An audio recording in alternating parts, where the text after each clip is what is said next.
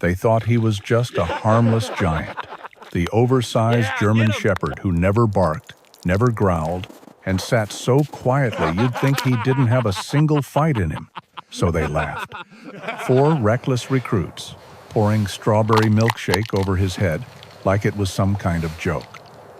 But they had no idea who he truly belonged to, and they had no idea who was about to step out of that helicopter.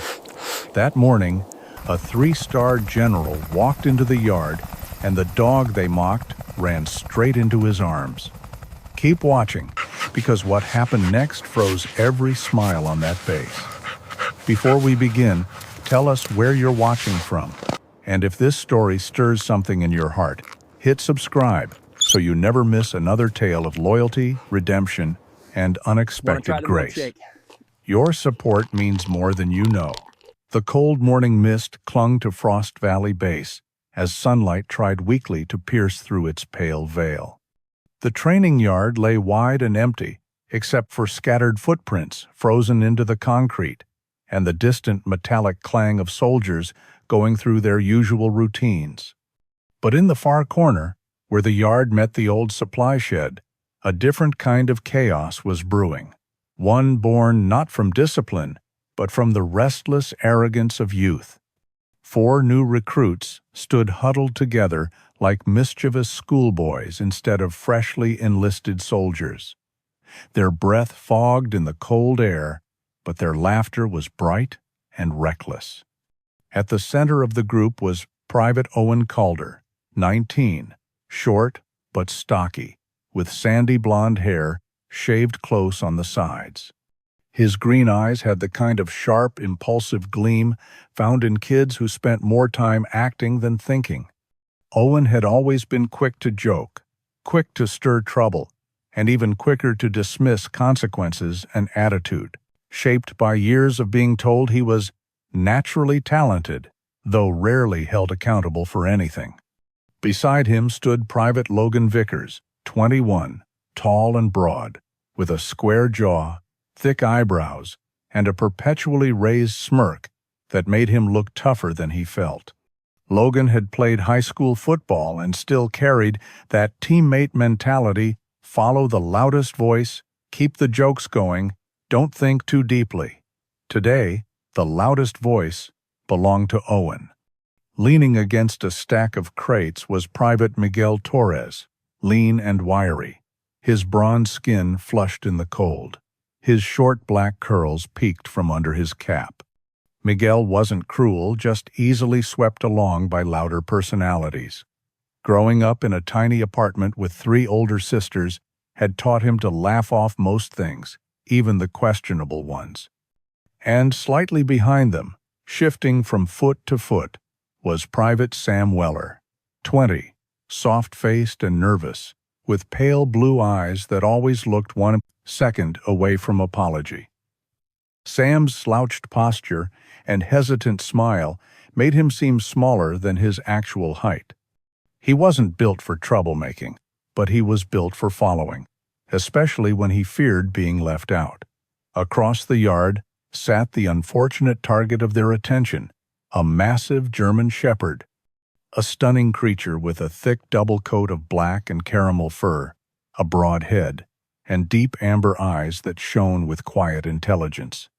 His right ear bent slightly at the tip, giving him a gentle, almost goofy appearance like a giant plush toy misplaced in a military base. He sat calmly near the shed, paws tucked neatly under him, exuding a stillness that seemed strange amidst the rowdy energy of new recruits. His name was Moose, though the four recruits did not know it. His size alone was enough to draw Owen's grin wider. "Look at him," Owen said, swirling a cold pink strawberry milkshake he'd grabbed from the mess hall. "Giant teddy bear. Betty. Wouldn't hurt a fly." Logan snickered. "Bet he can't even bark." Miguel shrugged, half amused, half unsure. "He, looks friendly?" Sam swallowed hard. "Maybe we shouldn't mess with him, guys. Just saying." Owen scoffed and slapped Sam lightly on the back. "Relax, Sammy. He's harmless. Look at him, he's practically smiling." Moose wasn't smiling. He was simply sitting, patient and polite, as if waiting for someone who wasn't coming. Owen stepped closer, boots crunching over frost. Moose watched him not with fear, nor with aggression, but with a composed neutrality that should have made the boys pause. But none of them understood canine language. And none of them recognized the calm confidence of a dog who had spent years trained to read human emotions with precision. "Want to see something funny?" Owen whispered as he raised the cup. Sam's breath hitched. "Owen, don't," but Owen was already tipping his wrist. In a sticky, sloppy cascade, the cold milkshake poured over Moose's head. Pink cream splashed across his ears, streamed down his muzzle, and soaked deep into his thick fur. Logan burst into laughter. Miguel slapped his knee, and even Sam let out a startled, uncertain chuckle. But Moose didn't flinch. Not a twitch, not a whine, not a growl. He simply lowered his head slightly, as though embarrassed, as though wishing to disappear into the frost. Something in that quiet surrender, so gentle, so resigned, sent a ripple of discomfort through Miguel and Sam. This wasn't a dog afraid. This was a dog enduring. Logan's laughter faltered. Miguel's grin faded. Even Owen blinked, unsettled for a moment by the dog's calm acceptance. Moose slowly lifted his gaze. His amber eyes were soft, too soft. Not the eyes of a neglected mutt or a campus mascot. These were the eyes of an animal who understood people, who had been trained to. Sam whispered, "Guys, I don't think this is just some random dog." Owen rolled his eyes. "Oh, come on. Whose else would it?" He didn't finish, because none of them knew. None of them had bothered to ask. And none of them realized the magnitude of their mistake. But they would. Because they didn't know, the dog named Moose was the personal therapy companion of General Charles Arden, a 3-star legend, so uncompromisingly strict that soldiers whispered his name like a storm warning. And at Frost Valley Base, everyone knew one thing. When Arden was involved, nobody stayed brave for long. The frost-hardened air over Frost Valley Base trembled with the distant rumble of helicopter blades long before the aircraft came into view. The 4 recruits, Owen, Logan, Miguel, and Sam, still stood near Moose, their laughter fading into an uneasy silence as the dog slowly backed away from them. Moose's large paws left faint, sticky pink prints on the concrete. The milkshake dripped down his thick fur in sluggish streaks. His amber eyes, normally calm and warm, now carried a quiet sadness that gnawed at Sam's conscience more sharply than any shouted reprimand could have. Before any of them could speak, the rhythmic whump-whump of rotor blades intensified. The wind kicked up, sending dust and frost swirling across the training yard. Logan squinted at the sky. "No way," he murmured. "Is that who I think it is?" Sam's stomach dropped. Miguel took a step back. Even Owen, usually unshakable in his bravado, felt a strange tightening in his chest, though he stubbornly crossed his arms as if prepared to bluff his way through anything. The helicopter descended with the heavy grace of military machinery. Its matte black body bore 3 silver stars on its side, an unmistakable insignia.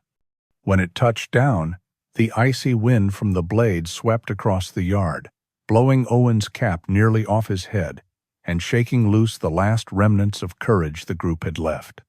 The aircraft door opened, and General Charles Arden stepped out. At 58 years old, Arden was the embodiment of disciplined severity. He was tall and broad-shouldered, with iron-gray hair cropped close and a thick beard trimmed to rigid precision along his jawline. His face held the weathered strength of a man who had seen war too closely and lost too many friends to forget. His deep-set blue eyes were cold enough to make seasoned officers straighten their backs when he entered a room.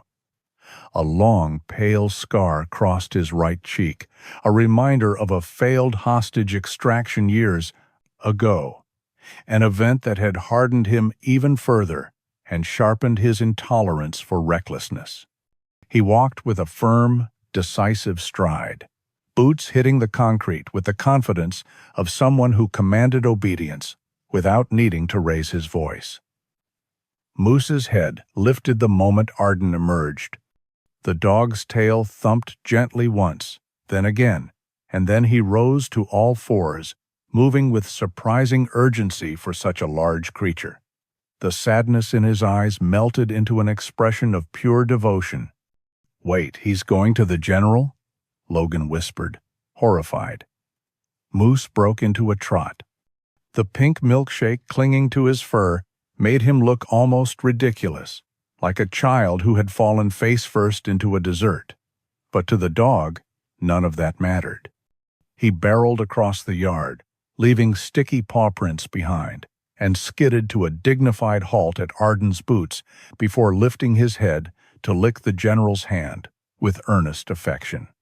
Arden's stern gaze softened just for a heartbeat as he rested a hand on Moose's head. But the softness vanished the moment he pulled his hand back and saw it coated in pink sugar and melted ice cream. His jaw tightened. His eyes narrowed. Slowly, deliberately, he lifted his gaze across the now silent training yard and found the 4 recruits standing stiff as brittle fence posts. Sam felt his knees wobble. Miguel's mouth had gone dry. Logan tried to stand taller, but the tremor in his shoulders betrayed him. Owen swallowed hard, all the bravado draining from him like water through a cracked cup. Arden scanned the scene, the empty cup lying near Owen's boot, the milkshake dripping from Moose's fur, the guilty, stiff-legged formation of the 4 youths. Behind the general, another figure stepped out of the helicopter, Major Evelyn Hart, Arden's longtime aide. She was in her mid-40s, tall and elegant in a severe way, with sleek black hair pulled into a low bun and sharp cheekbones that made her look perpetually stern. Her dark eyes flicked from Moose to the recruits with a mixture of irritation and amusement. She was known for her strict adherence to protocol and her dry sense of humor, though she used it sparingly, often in moments where others feared to breathe. Arden didn't look at her. He didn't look at Moose. His ice-blue gaze locked entirely on the boys. His voice, when it came, was low and controlled, far more dangerous than a shout. "Why," he asked, "is my therapy dog covered in strawberry milkshake?" The last word hung in the air like a guillotine. Sam's heart thudded painfully against his ribs. Miguel felt the sudden urge to vanish into the ground. Logan's mouth opened, but no sound came out. Owen's mind raced desperately for an excuse, a joke. Anything but his throat refused to cooperate. Moose sat obediently beside Arden, tail stilling, as though sensing the gravity of the moment. His wide amber eyes flicked between the terrified recruits and the general. Unaware of the punishment that might follow, only aware that the tension in the air was thick enough to chew. Arden lowered his hand to rest gently on the dog's shoulder. His expression grew even more severe as he took in the pink mess staining Moose's once pristine fur. And with that single silent gesture, every recruit understood the enormity of what they had done. They hadn't just pranked a dog, they had humiliated the one being General Arden trusted above all others. And in that instant, the entire yard fell into a cold, perfect silence, just as it had been written in the summary. The cold afternoon light spread thinly across Frost Valley Base, casting long shadows from the barracks and illuminating every flake of milkshake still clinging to Moose's fur. General Charles Arden stood silently before the 4 trembling recruits, his stern features locked in an expression that was neither anger nor amusement, only a heavy, weary disappointment. Moose sat obediently at his side, tail resting still, as though sensing the tension that rippled across the yard like a taut wire. Arden exhaled slowly, the kind of sigh that belonged to a man who carried years of burdens in his chest. For a moment, he simply looked at Moose, studying the sticky pink mess coating the dog's coat. With one gloved hand, he brushed gently along Moose's ear, murmuring something too soft to hear. The recruits exchanged nervous glances. Owen felt his stomach knot so tightly it hurt. Logan's throat was painfully dry. Miguel anxiously shifted his weight, while Sam already fought tears of guilt. At last, Arden spoke, voice low but heavy with meaning. "Moose is my closest friend, gentlemen. He's helped this base fight PTSD more effectively than any therapist or protocol ever has." His words hung in the air for a long, dreadful second. Then, surprisingly, his tone softened. "So you boys will spend the next week making it right." Logan blinked. "Sir, how exactly?" Arden raised one eyebrow. "You will care for Moose, completely." The recruits stared blankly, uncertain whether this was some form of psychological test or a punishment far stranger than they had imagined. Arden continued, ticking off tasks with practiced precision. "You will bathe him, brush his coat twice a day, exercise him for at least an hour, feed him, walk him, read to him before lights out, and more importantly, his gaze sharpened. You will learn to understand him." Behind Arden, Major Evelyn Hart stood observing, her arms crossed. Her expression seemed carved from stone, but her eyes glimmered with a faint, amused sympathy. She knew Arden well. She had served with him for nearly 15 years. She recognized that his punishments often hid a lesson, and that his lessons were rarely gentle. But she also knew better than most that Moose was Arden's anchor in a world that had taken too much from him. A new figure stepped toward them from the medical wing, Sergeant Helena Pike, the base's veterinary specialist. Helena was a tall, broad-shouldered woman in her mid-30s with cropped ginger hair and a square jaw softened only by the faintest dimples when she spoke. A long, jagged scar ran from her left eyebrow to the edge of her cheek, sustained during a kennel fire years earlier, when she refused to leave a trapped dog behind. Her pale green eyes were sharp, analytical, but carried an underlying warmth toward any creature on four legs.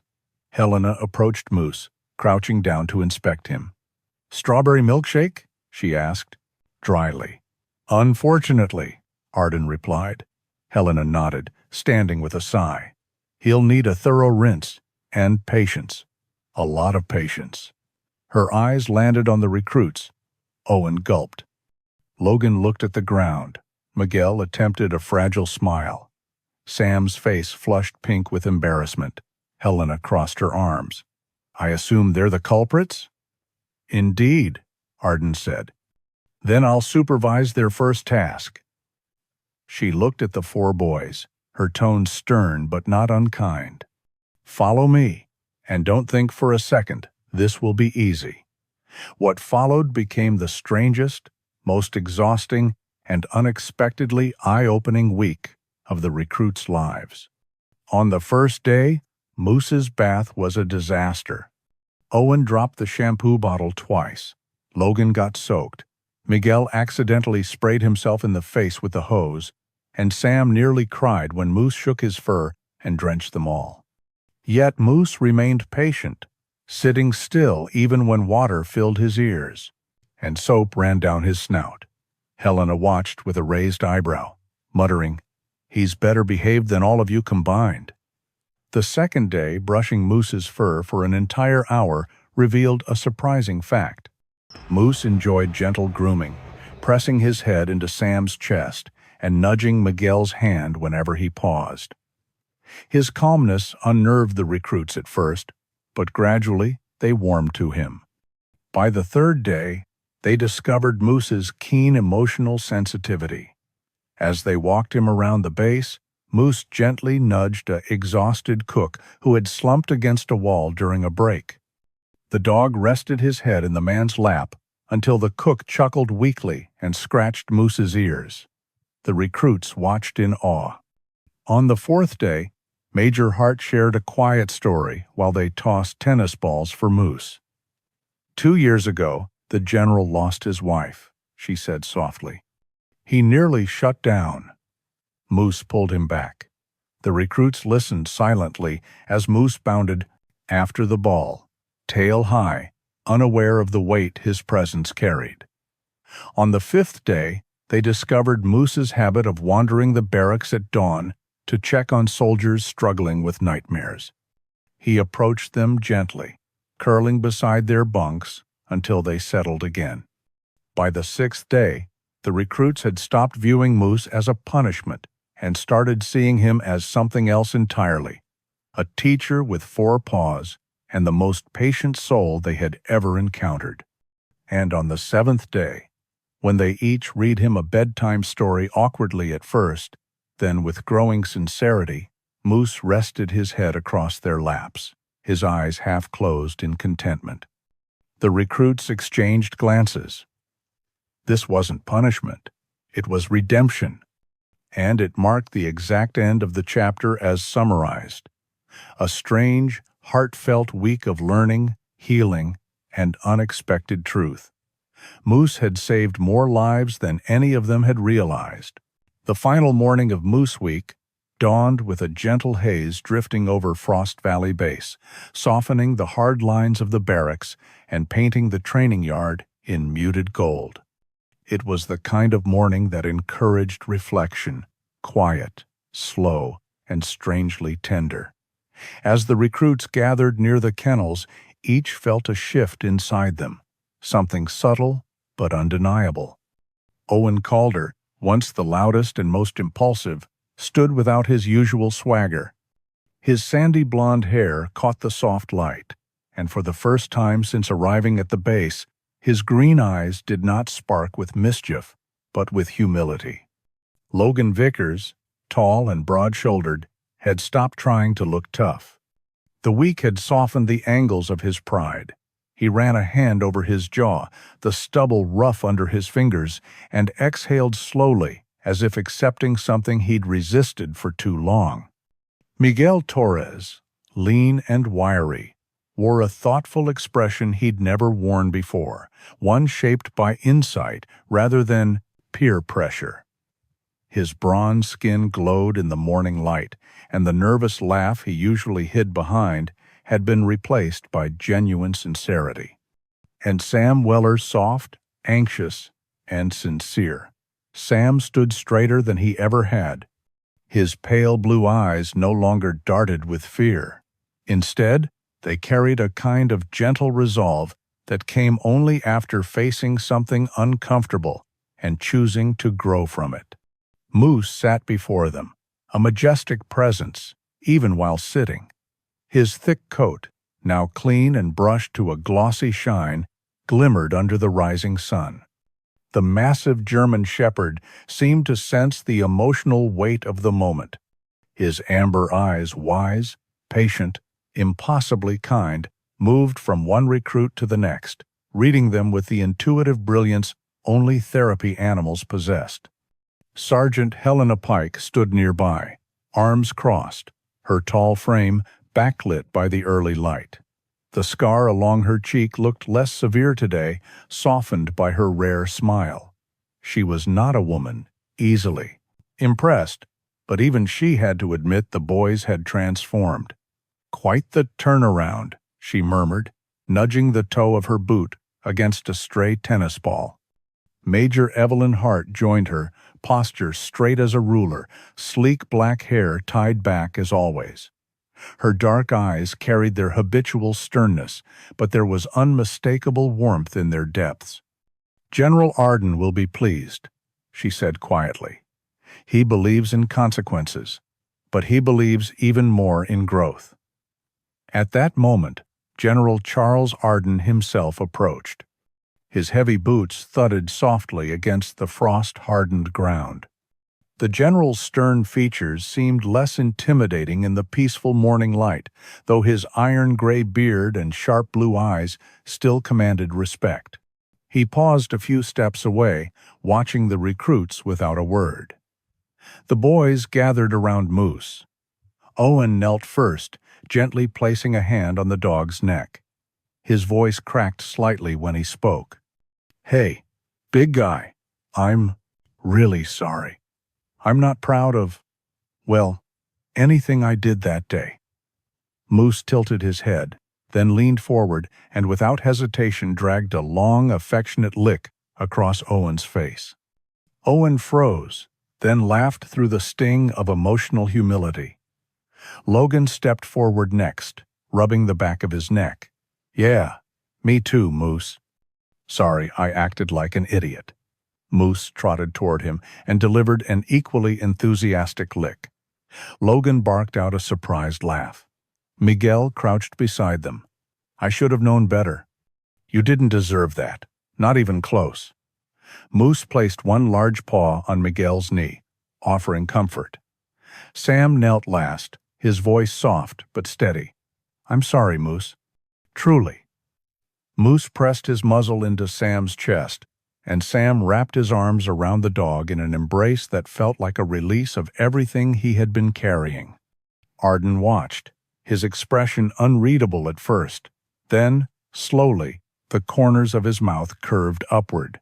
It was a small smile, but coming from Charles Arden, it was monumental. "That," he said, voice deep and warm, "is what Moose does best, heals hearts men think are broken for good." The recruits glanced up at him. Stunned by both the gentleness in his tone and the pride shining in his eyes, Arden stepped closer, resting a hand on Moose's back. "This dog saved me once," he said quietly.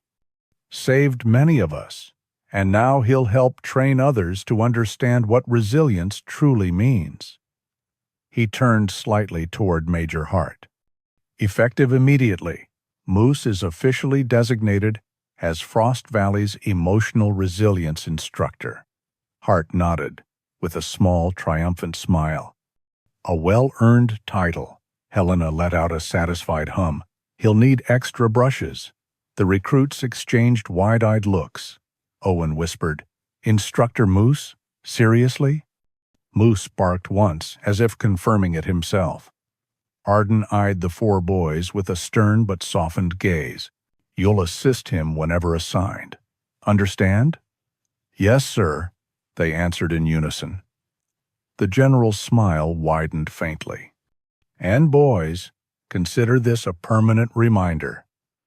He pointed to the empty cup lying near the shed, the same spot where it had all begun. "No one touches milkshakes on this base without my express permission." The recruits laughed nervously, each silently swearing never to let a milkshake near Moose again. And as the sun rose higher, washing the yard in warm gold, Moose rested contentedly among his new friends, no longer a victim of a prank, but the heart of a lesson none of them would ever forget. It was, unmistakably, the warm and hopeful ending promised in the summary. Here is a polished, emotionally resonant final message for your story's ending. Faith-based, gentle, uplifting, and with a natural call to action, written in English and without line breaks or icons. When all was said and done, Moose reminded everyone at Frost Valley of a truth as old as faith itself. Sometimes the miracles we search for do not arrive with thunder or fire, but through small acts of kindness, through the quiet loyalty of a creature who simply chooses to love without judgment. Some call it instinct, others call it grace. But those who have known loss or guilt understand that such moments feel very close to the hand of God. And perhaps that is the real lesson Moose left behind. That healing is rarely loud, forgiveness is rarely dramatic, and the touch of the divine often comes through the gentlest companions in our daily lives.